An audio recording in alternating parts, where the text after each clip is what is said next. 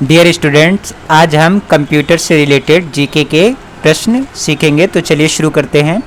आपको यहाँ पर क्वेश्चंस पूछे जाएंगे, इसके साथ साथ आपको 4 ऑप्शंस दिए जाएंगे और उन ऑप्शंस में आपको चूज़ करना है कि कौन से करेक्ट आंसर है। ठीक है प्यारे बच्चों, चलिए शुरू करते हैं। तो सबसे पहले यहाँ पे देखिए स्क्रीन पर आपका ये जो क्वेश्चन है, क्वेश्चन नंबर कौन सा है? पहला क्वेश्चन नंबर फर्स्ट है। क्वेश्चन नंबर फर्स्ट क्या है? क्वेश्चन नंबर फर्स्ट देखिए स्क्रीन पर। तो ये क्वेश्चन नंबर फर्स्ट है हमारा, कह रहा है computer is A dash machine. क्या है? Computer is A dash machine. तो आपको बताना है computer is A dash machine. ठीक है, computer is A dash machine. तो आपको बताना है इसमें, चलिए computer is A dash machine. ठीक है, कंप्यूटर कौन सा मशीन है वो आपको बताना है। ठीक है, तो यहाँ पे देखिए कंप्यूटर क्या है? ऑप्शन है, option number A single machine है, ऑप्शन बी मल्टीटास्किंग है, बी ए और बी दोनों है, सिंगल और multitasking, option number D none of this, इनमें से कोई नहीं है। ठीक है, तो हमारा आंसर हो जाएगा ऑप्शन नंबर बी, यानी कि ये जो बी है, ये बी ऑप्शन में क्या हो जाएगा कि मल्टीटास्किंग है। क्या है? देखिए ये बी है multitasking. Option number B, computer is a machine, computer एक मशीन है, डेवलप्ड ह्यूमन बीइंग, जो कि मानव ने बनाया है।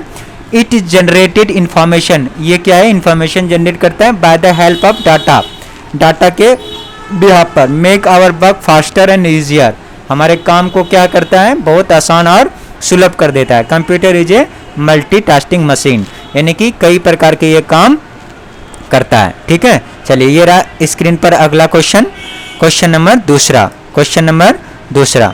ये आप दूसरा का क्वेश्चन का आंसर दीजिए, क्वेश्चन नंबर दूसरा है। ठीक है, चलिए दूसरा आप क्वेश्चन बताइए, आंसर दीजिए। ठीक है, ऑप्शन है printer is an dash device. Printer क्या है? कौन सा है? डिवाइस है। तो आप इसका आंसर बताइए, आउटपुट डिवाइस है या फिर आंसर है इनपुट डिवाइस है या फिर स्टोरेज है या फिर नन ऑफ दी, इनमें से कोई नहीं है। तो ये हमारा आंसर हो जाएगा, आंसर नंबर कौन सा हो जाएगा? ऑप्शन नंबर ए, यानी कि कंप्यूटर एक कैसी है? कंप्यूटर एक इनपुट डिवाइस है। कैसी डिवाइस है?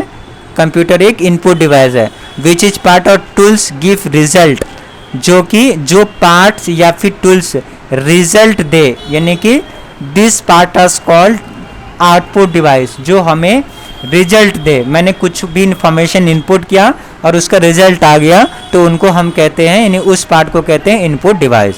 ठीक है प्यारे बच्चों, चलिए अगला प्रश्न है प्रश्न नंबर तीसरा। ठीक है, प्रश्न नंबर कौन सा है? तीसरा। तो ये रहा आपके स्क्रीन पर प्रश्न नंबर तीसरा, आंसर दीजिए इसका। ठीक है, ऑप्शन नंबर तीसरा। ठीक है, तीसरा है which one of the following is the fastest computer, इनमें से कौन सा है फास्टेस्ट कंप्यूटर? पहला है main frame, laptop, work station, super computer. तो आंसर हो जाएगा हमारा D, option number D. Option number क्या हो जाएगा? डी। डी क्या है? एक सुपर कंप्यूटर है। Super computer is A called fastest computer, super computer को फास्टेस्ट कंप्यूटर कहा जाता है, क्योंकि super computer is the largest and fastest all of types computer, मतलब कि सभी कंप्यूटर में से ये बड़ा होता है और ये बहुत फास्टेस्ट होता है, ये बहुत जल्दी क्विकली काम करता है। It can process very quickly, बहुत जल्दी से, अगर आप वो बस कुछ कमांड आपने डाला और ये आंख मिटकते ही, पलक झपकते ही आपका ये रिजल्ट दे देता है, इसीलिए इसको क्या कहते हैं? Super computer. ठीक है, तो फास्टेस्ट कंप्यूटर किसको कहा जाता है? सुपर कंप्यूटर को। ठीक है, ये समझ में आपको आ गया होगा। ठीक है, अगला प्रश्न देखिए, अगला प्रश्न है हमारा कौन सा? प्रश्न नंबर 4। अगला प्रश्न है प्रश्न नंबर हमारा 4 है। अगला प्रश्न कर रहा है laptop and palmtop computer are called. ठीक है, लैपटॉप और पाम टॉप जो कंप्यूटर है उसको क्या कहते हैं, यानी उसको क्या कहते हैं? ऑप्शन है पर्सनल या फिर सुपर या मेन फ्रेम या ऑप्शन है वर्क स्टेशन। तो हमारा आंसर हो जाएगा कौन सा? ऑप्शन नंबर बी, बी यानी कि सुपर कंप्यूटर। अभी हमने पढ़ा था कौन सा कंप्यूटर है ये? सुपर कंप्यूटर, यानी कि supercomputer it use big organisation, ये बहुत बड़े ऑर्गेनाइजेशन में करता है, इसलिए क्योंकि ये ऑटोमेटिक रिसर्च कर देता है, यानी कि कोई भी कमांड आप डाल दो और वो अपने आप उसका रिजल्ट दे देगा, इसलिए लैपटॉप या पाम टॉप को क्या कहते हैं, सुपर कंप्यूटर कहा जाता है। ठीक है, चलिए ये रहा अगला स्क्रीन पर अगला क्वेश्चन। ठीक है, अगला क्वेश्चन है क्वेश्चन नंबर 5। क्वेश्चन नंबर कौन सा है, 5। फटाफट चलिए जल्दी से आंसर दीजिए आप फटाफट। क्वेश्चन नंबर 5 आंसर है करें सम लैपटॉप आर आल्सो कॉल्ड। कुछ लैपटॉप को क्या कहते हैं, सीपीयू कहते हैं, ऑप्शन बी मल्टीटास्किंग कहते हैं, या नोटबुक कहते हैं, या फिर सब सुपर कंप्यूटर कहते हैं। तो आंसर हमारा हो जाएगा कौन सा, ऑप्शन नंबर सी, यानी कि नोटबुक। नोटबुक इसलिए कहते हैं क्योंकि नोटबुक में क्या होता है कि आप लैपटॉप को कहीं भी ले जा सकते हैं एज ए नोटबुक की तरह, जो उस पर लिख सकते हैं, कुछ पढ़ सकते हैं, इसलिए हम लैपटॉप को नोटबुक भी कहते हैं। नोटबुक क्या होता है, जिसमें हम लिखते हैं। लैपटॉप इज ए पोर्टेबल, यानी कि पोर्टेबल का मतलब एक जगह से दूसरी जगह आप ले जा सकते हैं। लेकिन जो डेस्कटॉप होता है वो हम नहीं ले जा सकते क्योंकि भारी भरकम बड़ा होता है, मॉनिटर होता है, एलसीडी होता है।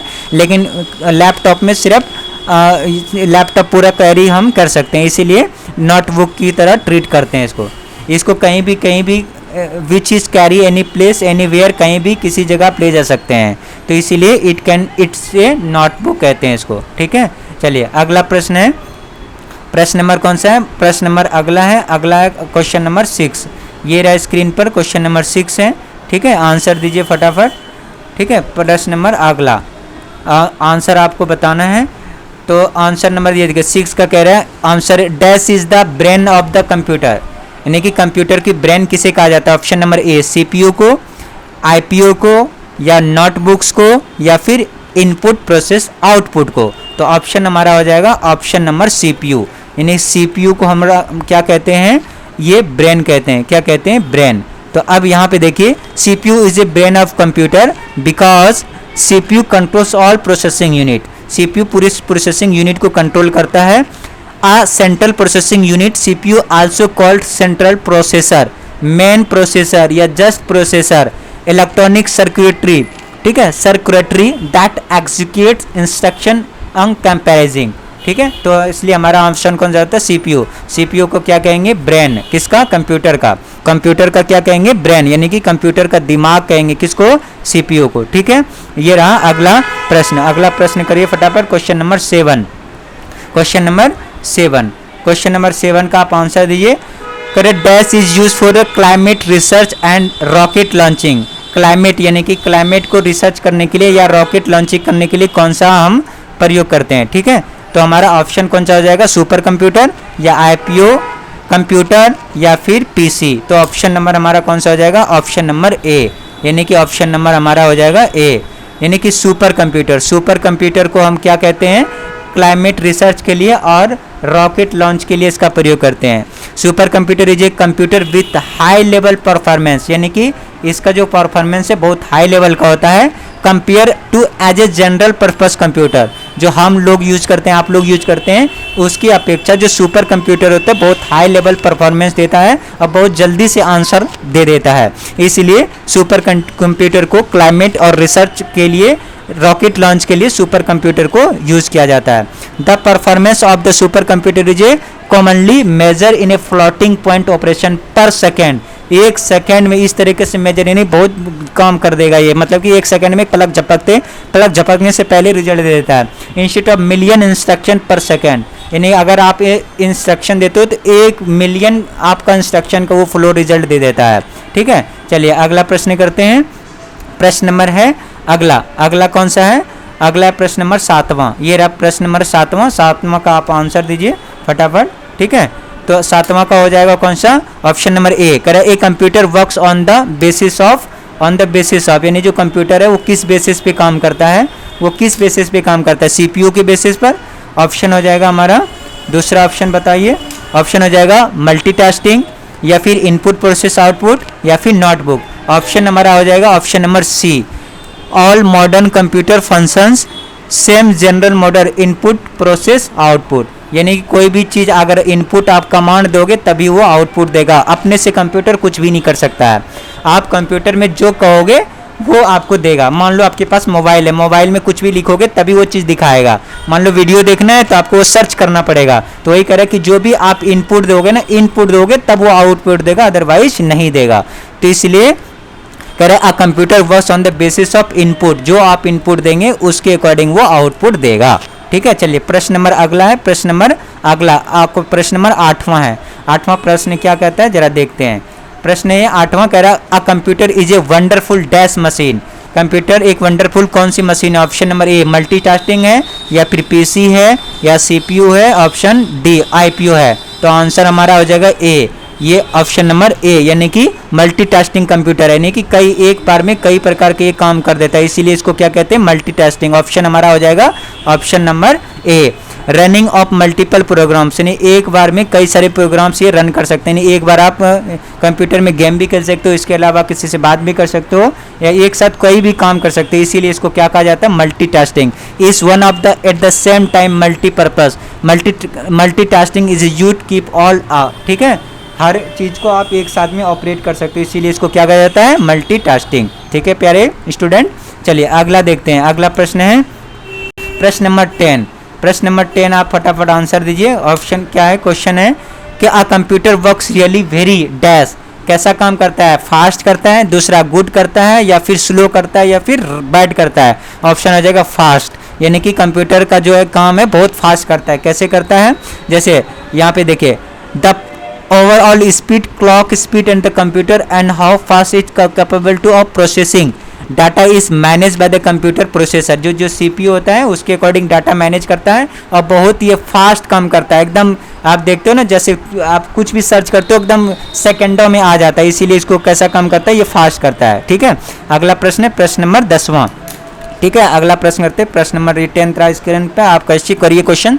Which one is output device, इनमें से कौन सा आउटपुट डिवाइस है? ऑप्शन नंबर ए रैम, RAM रैम, ROM रोम, या फाइल, या फिर प्रिंटर। तो ऑप्शन नंबर हमारा हो जाएगा, बोल रहा है आउटपुट डिवाइस, तो आउटपुट डिवाइस क्या हो जाएगा? ऑप्शन नंबर हमारा हो जाएगा आउटपुट डिवाइस, यानी कि प्रिंटर। आउटपुट डिवाइस वो होता है कि जो कुछ हम कमांड देते हैं वो फटाक से वो निकाल के देता है, यानी हम इधर कमांड दिए और प्रिंटर से प्रिंट आउट हो जाता है, तो ये क्या हो गया? आउटपुट। ठीक है, तो ऑप्शन नंबर हमारा हो जाएगा डी। आप देखिए कुछ आउटपुट डिवाइस क्या क्या होता है, जैसे मॉनिटर, कुछ लिखते हो जैसे सर्च करते हो मॉनिटर पर दिखने लग जाता है, तो ये LCD हो गया, LED, LCD, CRT कौन से होते हैं? जो पहले के ज़माने में है ना टीवी की तरह LCD आता था, तो मॉनिटर आता था, उसे RCT कहते हैं, और LCD अभी आ रहा है, LED पहले आता था, पहले LCD आता था, अब LED आ गया। ठीक है, प्रिंटर सभी प्रकार के, प्लॉटर, प्रोजेक्टर, LCD, ये सारे क्या हैं?